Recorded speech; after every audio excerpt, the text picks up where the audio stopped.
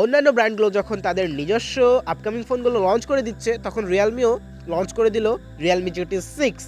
এই ফোনটির পুরোটাই কিন্তু প্লাস্টিক বিল্ড, সাইড থেকে শুরু করে পেছন পুরোটাই প্লাস্টিকের বডি এবং গ্লসি ফিনিশ দেওয়া হয়েছে।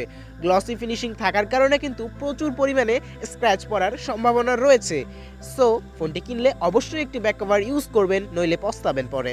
ডিসপ্লে সেকশনে যদি চলে আসি, তবে ফোনটির ডিসপ্লে সেকশনে রয়েছে 6.8 ইঞ্চির একটি OLED প্যানেল, যেখানে রিফ্রেশ রেট রয়েছে 120 হার্জ। হার্ডওয়্যার সেকশনে চলে আসলে এখানে রয়েছে স্ন্যাপড্রাগনের 8s Gen 3 এর 6 ন্যানোমিটারের একটি প্রসেসর, যেটি সম্পর্কে আশা করি আর কিছু বলতে হবে না। এরপরে ফোনটিতে থাকছে হিউজ 5500 mAh এর একটি ব্যাটারি, যেকে চার্জ করার জন্য রয়েছে 120 ওয়াটের একটি ফাস্ট চার্জার বক্সেই পেয়ে যাবেন।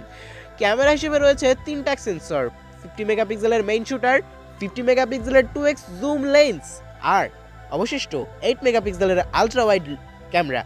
আর সেলফিতে রয়েছে 32 মেগাপিক্সেলের একটি শুটার। ফোনটি 3টি ভেরিয়েন্টে পাওয়া যাচ্ছে। র্যাম রমের কথা বললে 8 256, 12 256 এবং 16 512 জিবি, এই 3টি ভেরিয়েন্টেই পাওয়া যাচ্ছে। এবং আশপাশের দেশগুলোতে প্রাইস বিবেচনা করে বাংলাদেশে এটি আসলে এর যে বেস ভেরিয়েন্ট রয়েছে 12 256, এর ইমাজিন প্রাইস 60,000 টাকার আশেপাশে। ভালো লেগে থাকলে সাবস্ক্রাইব করতে ভুলবেন না।